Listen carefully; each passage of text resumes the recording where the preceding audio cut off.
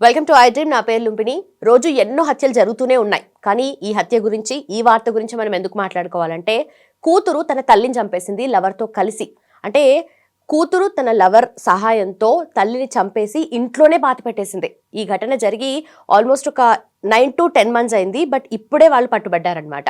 So ఈ point of టైంలో అసలు ఇలాంటి హత్య సంఘటన జరిగినప్పుడు తన స్టేట్ ఆఫ్ మైండ్ ఎలా ఉంటుంటుంది?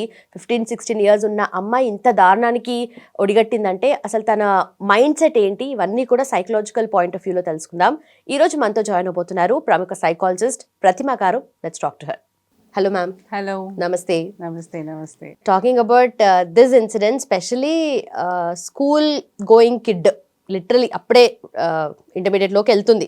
ఆ ఏజ్లో ఉన్నప్పుడు మైండ్ మెచ్యూరిటీ ఎలా ఉంటుంది? అప్పటికే తనకి లవ్వరు అండ్ తల్లిని చంపడం, పెళ్ళికి ఒప్పుకోదు అన్న దాంట్లో అంత క్రూయల్గా మైండ్ సెట్ అసలు ఎలా డెవలప్ అయి ఉంటుంది, ఎలా ఫామ్ అయి ఉంటుంది అంటారు అసలు?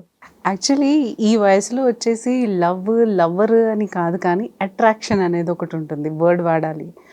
అండ్ అట్రాక్షన్ దానికి ఏజ్ ఏం అవసరం లేదు. అంటే opposite sex attract each other అనేది మీకు ఎల్కేజీ యూకేజీ పిల్లలకు కూడా అదే అట్రాక్షన్ ఉంటుంది. దాన్ని లవ్ అనుకోవడం కరెక్ట్ కాదు. ఎందుకంటే వాళ్ళకి అంత మెచ్యూరిటీ ఉండదు అండర్స్టాండింగ్ ది లవ్ అంటే ఏంటి అని. మనం అనుకుంటాము లవ్ అంటే శారీరక సంబంధాలేమో వాళ్ళకి అట్లా అట్రాక్షన్ అవుతుందేమో అని ఆ ట్రాప్కి వెళ్తాము. But that is not correct. వాళ్ళకి కరెక్ట్గా ఏజ్ వచ్చి అర్థమయ్యేసరికి ఇది శారీరక సంబంధాలు కాదు, ఇది మానసిక సంబంధం అనేసి తెలుసుకోవాలి మనుషులు ఫస్ట్ ఆఫ్ ఆల్. సో ఇక్కడికి వచ్చేసి జస్ట్ అట్రాక్షన్. వాళ్ళకి తెలిసింది ఏంటంటే, వాళ్ళు ఏదైతే అది ప్రేమ అనుకుంటున్నారో అది ఎమోషనల్ బాండింగ్ అన్నది ఏం ఉండదు దాంట్లో. చాలా తక్కువ మందికి వస్తుంది యాక్చువల్లీ 10th ప్రేమ అంటే. నేను అంటాను పిల్లలకి అలా అట్రాక్షన్ ఉండడం చాలా కామన్. అంటే ప్రేమించాలి అని అనుకుంటే నేను డిగ్రీ అయిన తర్వాత, లేదో ఉద్యోగం చేస్తున్నప్పుడు, ఉద్యోగం చేశాక, సెటిల్ అయ్యాక, అప్పుడు ఇదిగో నేను ఎలిజిబుల్ బ్యాచులర్, నేను ప్రేమిస్తాను, ఇప్పుడు నేను I'm single ready to mingle అనే రేంజ్లో ఉండదు. ప్రేమ అనేది ఎప్పుడైనా యూనో వస్తుంది అనుకోవచ్చు, లేకపోతే ఆ భావం అనేది పిల్లల్లో కలగవచ్చు, లేకపోతే పెద్దవాళ్ళల్లో ఉండొచ్చు, ఎప్పుడైనా ఎక్కడైనా రావచ్చు. That is a different issue. But ఇక్కడ చిన్నపిల్లలు అనేసరికి 10th విచిత్రంగా అనిపిస్తుంది. వీళ్ళకేంటి లవ్? అసలు దాన్ని ఎందుకు అన్కామన్గా తీసుకుంటున్నారు పేరెంట్స్? ఎందుకు తీసుకుంటున్నారు? Maybe that is also an age. అంటే వాళ్ళకి హార్మోనల్ చేంజెస్ వస్తుంది. వాళ్ళకి ఏంటంటే ఇంట్లో ఏదైనా వాతావరణం మిస్ చేసి ఎవరైనా కేర్ జనరల్గా ఏం కోరుకుంటామమ్మా? లవ్ అంటే ఏంటి? బాగా చూసుకోవాలి, నన్ను బాగా ట్రీట్ చేయాలి, నా వ్యాలిడిటీ ఉండాలి, నన్ను ఎవరన్నా పొగడాలి, లేదనంటే ఎమోషనల్ బాండింగ్ అనేది, ఒక కేరింగ్ అనేది మనుషులకు కావాల్సి వస్తుంది. సో అది ఎక్కడో వాళ్ళు మిస్ చేస్తున్నారు అన్నట్టే కదా. సో అది ఈ వయసుకు తగ్గట్టు ఈ స్కూల్ గోయింగ్ పిల్లల్లో అప్పటి నుంచే మీకు అది కనిపిస్తుందంటే ఎక్కడో ఇంట్లో ఉన్న బాండింగ్ ఎక్కడో తేడాగా ఉన్నట్టే కదా. కరెక్టే. కాకపోతే అంటే ఇంత క్రూయల్ స్టేట్కి తీసుకొచ్చే అంత కరెక్టే మీరు అన్నది, ఇది క్రూయల్ స్టేజెసే. కానీ ఇప్పుడు ఒక ఎగ్జాంపుల్ ఇస్తాను మీకు. మనకి మూవీ ఉంది కదా, అది ఏంటది, మన సిద్ధార్థ్ గారు చేశారు, Prakash sir, Bommarillu. Exactly, I love that movie actually. దాంట్లో ఒక సైకాలజీ ఉంటుంది చూస్తే. సిద్ధార్థ్ గారు చాలా హంబుల్, ఆనెస్ట్గా ఉంటారు ఇంట్లో. ఎలా చెప్తే అలా, నాన్నగారు చెప్తే. కానీ బయటికి వెళ్తే ఎలా ఉంటారు? తాగుతారు, బూతులు తిడతారు. Complete why did they show that character అంటారు. ఎందుకు అలాంటి క్యారెక్టర్? అసలు ఆ క్యారెక్టర్ వెనకాల అసలు అర్థమే ఉంది. జనరల్గా ఆలోచిస్తే father is little bit controlling person, controlling అనమాట. ప్రతిదీ ఆయన చెప్పినట్టే, ప్రతిదీ ఆయనకు కావాల్సినట్టే. అండ్ పిల్లల గురించి వాళ్ళకంటే ఆయనకి బాగా తెలుసు అన్న ఒక కాన్ఫిడెన్స్ చూపించారు అక్కడ. అంటే he's totally controlling freak. And ఏంటంటే వాళ్ళ ఆలోచనలు కూడా వాళ్ళు కేర్ చేయకుండా వీళ్ళ ఆలోచనలు వాళ్ళ మీద ఇంపోజ్ చేసే తత్వం అనమాట. ఇది నచ్చదు. అంటే ఫ్రీడమ్ అనేది ఉండదు పిల్లలకి. సో అప్పుడు సిద్ధార్థ్ గారు ఏం చేశారనంటే హీ యూస్ టు డ్రింక్ అనమాట, స్మోక్ చేసి తాగి నాన్నగారిని తిట్టి తర్వాత తను ఇండిపెండెంట్ అంటే ఫ్రీగా అలవాటు పడ్డ ఒక అమ్మాయిని చూసి ప్రేమిస్తాడు. అది చెప్పడానికి కూడా చాలా భయపడతాడు ఫస్ట్లో. కరెక్ట్. సో ఇది చూడండి మైండ్ సెట్ ఎలా వర్క్ అవుతుందనంటే ఇంట్లో వాతావరణం అనేది ఎంత ఇంపార్టెంటో పిల్లలకి. అంటే తను కోరుకుంటుంది ఏంటంటే పిల్లలు ఈ టీనేజ్ లెవెల్కి వెళ్తున్నప్పుడు, అంటే వీళ్ళంతా ఇప్పుడు అడాలసెన్స్ అనమాట, 9th 10th వరకు 11th 12th నుంచి they are becoming teenage now. ఆ టీన్స్లోకి వెళ్తున్నప్పుడు వాళ్ళకంటూ ఒక ఐడెంటిటీ కావాలి. ఐడెంటిటీ క్రైసిస్ ఎక్కడైతే ఉందో వాళ్ళు దానికి బ్యాక్ ఫైర్ ఇస్తారు. అంటే ఇప్పుడు ఎవరైతే ఎక్కువ ఆత్మీయత చూపించి వాళ్ళకి వ్యాలిడేట్ లేని జడ్జ్మెంట్ కాదు, ఎప్పుడు చూసినా అవునా నువ్వు ఇలా చేసావా అన్నది ఒక వ్యాలిడేషన్ ఇస్తారు చూడండి వాళ్ళ పనికి, వాళ్ళకి అది అట్రాక్షన్ అనమాట. ఇక్కడికి వచ్చేసరికి తల్లిదండ్రులు ఈ చవట బుద్ధి నువ్వు ఇలా చేసి వచ్చావా నీ అని మొదలు పెడతారు. మనం ఊరుకోం, జనరల్గా అంటాం అది తప్పని మనకు తెలుసు, బికాస్ ఎప్పుడు చూసినా మన ఎక్స్పీరియన్స్ మాట్లాడుతుంది. వీళ్ళల్లో ఒక చైల్డిష్నెస్ ఉంటుంది, ఆ చిన్న వాటి కూడా అలా చెప్తావా అని తీసి పడేయడం చూడండి, అక్కడ వాళ్ళకి కొంచెం డిఫరెన్స్ అనిపిస్తుంది. అండ్ కమ్యూనికేషన్ అన్నది అక్కడే ఆగిపోతుంది పిల్లలది.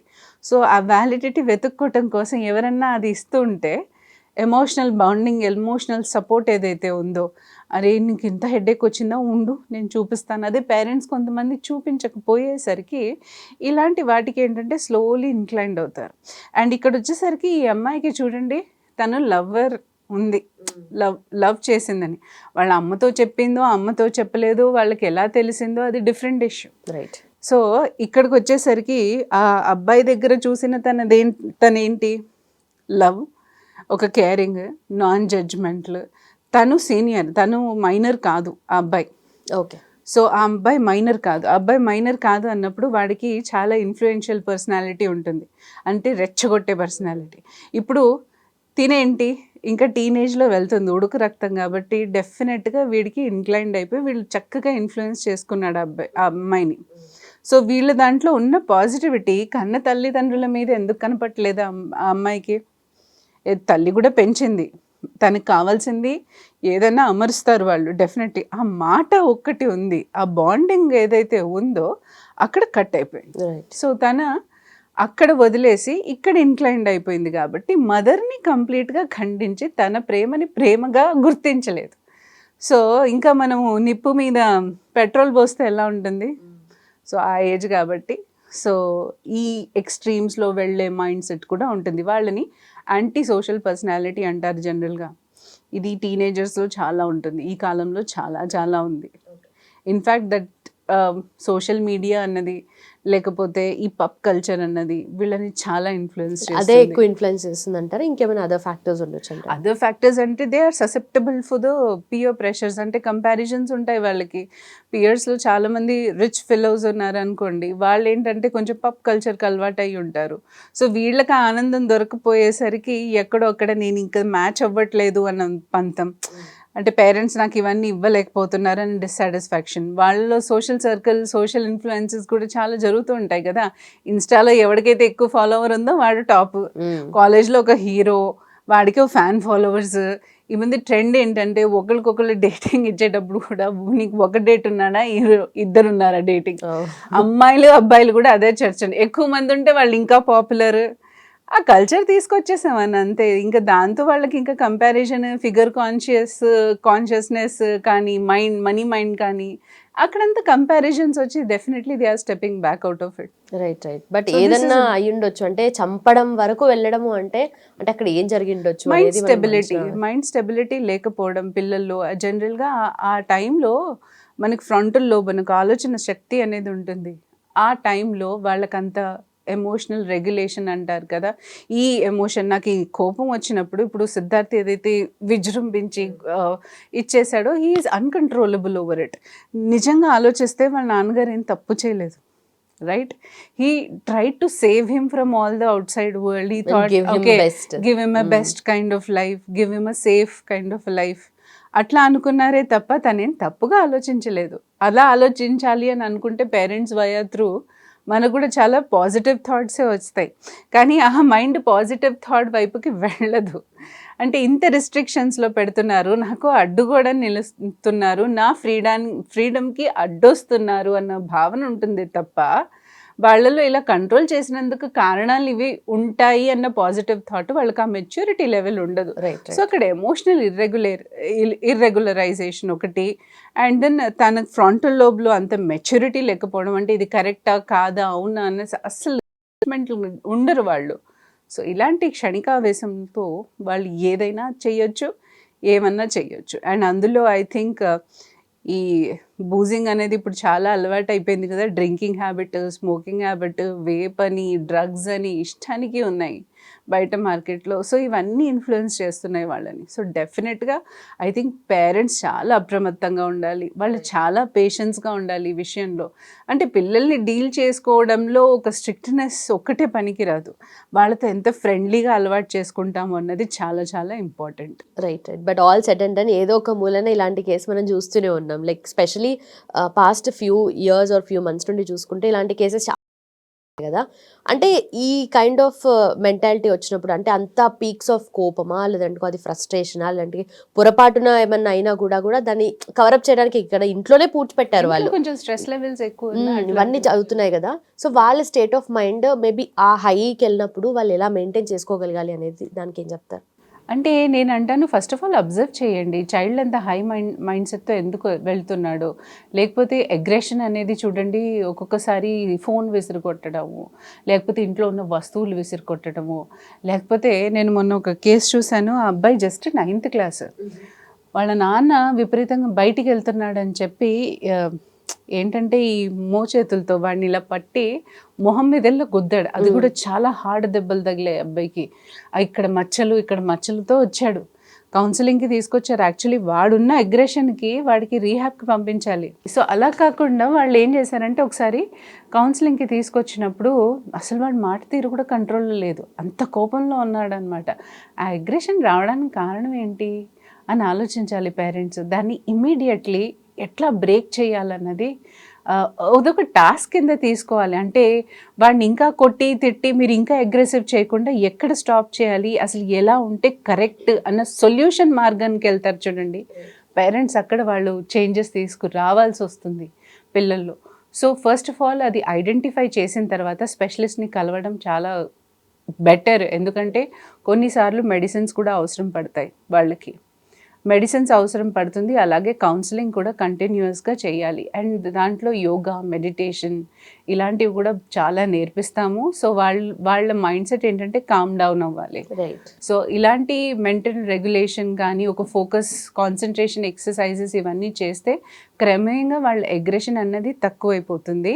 అండ్ వాల్యూస్ కొన్ని డైలీ ఇంటి పనులు, ఇంటి బాధ్యతలు, అంటే కొన్ని షేర్ చేయటాలు, వాళ్ళ బాధలు కూడా కొన్ని కంటిన్యూస్గా పేరెంట్స్ మానిటర్ చేస్తూ ఉండాలి. టీనేజర్స్ వచ్చారు కదా ఇక వాళ్ళ లైఫ్ వాళ్ళదే అని అనుకుంటే అట్లా కుదరదు. ఇంకా చిన్నపిల్లలే వాళ్ళు, తప్పదు, ఫ్రెండ్లీగా ఉండాలి. వాళ్ళు ఒకసారి అంటారు వీళ్ళు ఏదో ఫోన్లో బిజీ ఉంటారు. జనరల్లీ నేను పేరెంట్స్ని చూడటం ఏంటంటే అబ్బాయి మాట్లాడుతున్నా వీళ్ళు కంటిన్యూస్గా స్క్రోలింగ్లో బిజీ ఉంటారు. ఫస్ట్ ఎవరు చూస్తారు. సో అందుకని ఇక్కడ ఏంటంటే కంప్లీట్గా వాళ్ళ మాటలు వినండి.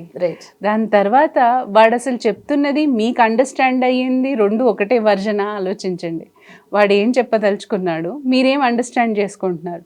సో బేసిక్గా ఇక్కడ కమ్యూనికేషన్ అనేది చాలా క్లియర్గా ఉండాలి. Identify problem, then go for a solution. Good communication is the best policy with them. And ఏంటంటే లిజనింగ్ స్కిల్స్, మీరు లిజనింగ్ స్కిల్స్ అన్నది బాగా పెంచుకోవాలి. పేషెన్స్ ఉంచుకోండి. ఏమైంది, మీ అమ్మ నాన్న మీది వినలేదా, మీరు ఇలాగే పెరిగిపోయారా ఏంటి? సో ఇప్పుడు మనకు ఉద్యోగాలు ఉన్నాయి కాబట్టి మనం ఇష్టానికి అలా తయారయ్యాం, కానీ ఉద్యోగాలు లేని టైంలో మనం కూడా ఉన్నాం కదా పిల్లలతో. ఏదే like good or bad use to monitor. కానీ ఇప్పుడు రాను మనకు కూడా ఒత్తిడి పెరిగిపోయి అసలు ఇంట్లో ఉండక వాళ్ళని పట్టించుకోకుండా ఉంటే డెఫినెట్గా వాళ్ళు ఇదే తయారవుతున్నారు. అంటే ఇలాంటి వాటికి చాలా అడిక్ట్ అవుతున్నారు. అండ్ ఇంకోటి నేను థర్డ్ పాయింట్ చెప్తాను, అగ్రెసివ్ మూవీస్ అన్నీ స్టాప్ చేయండి. వాళ్ళు హీరోని సూపర్ హీరోస్ లాగా వాళ్ళు ఊహించుకుంటారు అండ్ వాళ్ళు దీంట్లో ఉండిపోతారు. అలా చేయడం కూడా తప్పు అనిపించదు వాళ్ళకి. ఇప్పుడు విలన్స్ కొట్టడం వేరు, కానీ అదే రేంజ్లో రజనీకాంత్ గారు కొడితే అబ్బా ఎంత బాగా కొట్టారో అని అనుకుంటాం. కానీ ఇవన్నీ వాళ్ళకి మైండ్లో రికార్డ్ అయిపోతూ ఉంటాయి అనమాట. ఇలా చేయడం కూడా కరెక్టే, ఇలా చేయడం కూడా ఓకేనే. సో ఇవన్నీ చూపించడం మూలాన ఇంకా వైలెన్స్ పెరిగిపోతుందే తప్ప మనిషికి తగ్గదు. So be careful and be wise to choose the movies. వాళ్ళకి కొంచెం సోబర్ మూవీస్ చూపించండి, కామ్ ఫ్యామిలీ మూవీస్ చూపించండి. అంతేకాని అస్తమానం ఆ ఫైటింగ్, ఆ రక్తపాతాలు, అఫ్కోర్స్ ఈ ట్రెండ్కి అయితే అదే ఇష్టం. సో ఇట్లాంటివన్నీ కాకుండా కొంచెం దూరం ఉంచితే బెటర్ అని నా ఉద్దేశం. మీరు అన్నట్టుగా proper communication and better monitoring ఉంటే మానిటరింగ్ ఉండాలి, ఎర్లీ స్టేజెస్ లోనే దాన్ని మనం డిటెక్ట్ చేయొచ్చు. అంటే చిన్నప్పటి నుంచే వాళ్ళని అబ్జర్వ్ చేస్తూ ఉండడమే బెస్ట్ పాలసీ. అంటే ప్రతిసారి వాళ్ళని వదిలేకుండా చక్కగా వాళ్ళతో మాట్లాడుతూ చిన్న చిన్న కబుర్లే చాలు. డిన్నర్ వాళ్ళతో పాటు కూర్చొని చేయండి చాలు, అది మీ కమ్యూనికేషన్ టైం అయిపోతుంది. సో ప్రతిదీ వాళ్ళతో ఇంట్లో పనికి కూడా వాళ్ళని ఇన్వాల్వ్ చేస్తూనే ఉండాలి, అలా మాట్లాడిస్తూనే ఉండాలి. ఎవ్వరూ మౌనంగా ఉండొద్దు ఇంట్లో. మౌనంగా ఉన్నామనంటే అక్కడి నుంచి జాతకాలు మారిపోతున్నాయి అన్నట్టే లెక్క. ఎందుకనంటే ప్రతి వాళ్ళు ఇప్పుడు ఒక్కొక్క రూమ్లో చూస్తున్నాం. మేము చేసే పని అదే అన్నమాట.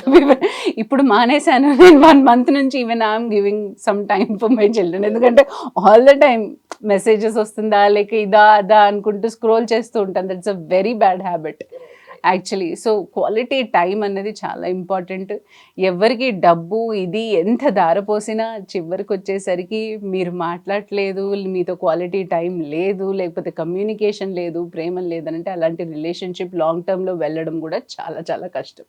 సో ఇలాంటివన్నీ ఎక్స్ట్రీమ్కి వెళ్ళిపోతుంది. అందులో teenage mothers I feel that వాళ్ళు డెఫినెట్గా వాళ్ళ ఉద్యోగాలు పక్కన పెట్టి వీళ్ళ మీద కాన్సన్ట్రేట్ చేయడం మాత్రం చాలా ఇంపార్టెంట్.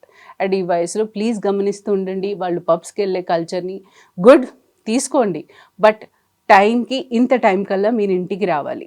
వాళ్ళకి అస్తమానం ఒక కౌన్సిలింగ్ లాగా ఏర్పాటు చేయండి కంపల్సరీగా. ఏదైనా మీకు బిహేవియర్లో తేడా కనిపిస్తే ఇమ్మీడియట్గా ఎవరినో ఒకరిని కలవండి, మీరన్నా కౌన్సిలింగ్ చేయండి, లేకపోతే వాళ్ళ లెక్చరర్స్ అన్నా వాళ్ళని సంప్రదించండి. క్లాసులో ఏదైనా బిహేవియర్స్ తేడా ఉన్నాయా, లేకపోతే ఏదో డిఫరెన్స్ చూస్తున్నారు. ఎందుకంటే సూసైడల్ కేసెస్ కూడా చాలా పెరిగిపోతున్నాయి. అసలు దేనికి చేసుకుంటున్నారు, సిల్లీ రీజన్స్కి కూడా వాళ్ళు తట్టుకోలేని ప్రెషర్ ఫీల్ అవుతున్నారు. సో అలాంటి వాతావరణం నుంచి మీరే పేరెంట్స్గా అబ్జర్వ్ చేసుకుంటూ వాళ్ళని బయటికి తీసుకురాగలరు. ఒక హెల్దీ ఎన్వైరన్మెంట్ ఇచ్చి వాళ్ళకు కూడా హ్యాపీనెస్, మీకు కూడా ఒక హ్యాపీనెస్ ఉంటుంది. కాబట్టి దయచేసి ఫోన్లు ఇవన్నీ పక్కన పెట్టి మీ రిలేషన్షిప్ మీద ఫోకస్ చేయండి. Right ma'am, then thank you so much. Thanks for time. Thank you. And for more videos, Please subscribe to iDream. Please subscribe to iDream. Please subscribe iDream. And please subscribe to iDream. For more videos, subscribe to iDream. please like, share and subscribe to the channel. Congratulations, iDream. Subscribe to iDream. Subscribe to iDream. So subscribe to iDream Media. iDream ki iDream team andarki huge congratulations. Please subscribe iDream Media. Please subscribe to iDream. Subscribe iDream. Please subscribe to iDream. iDream అంటే నా కళల channel subscribe చేసుకున్న నోరు తిరుగుతలేదు, మీరైతే గంట గుర్తు కొట్టండి. For more such videos, please subscribe to iDream. Subscribe to iDream. Please subscribe to iDream. Please subscribe iDream Media. Please do subscribe to iDream. Please subscribe to iDream Media. For best entertainment and information, please subscribe iDream. And don't forget to subscribe to iDream.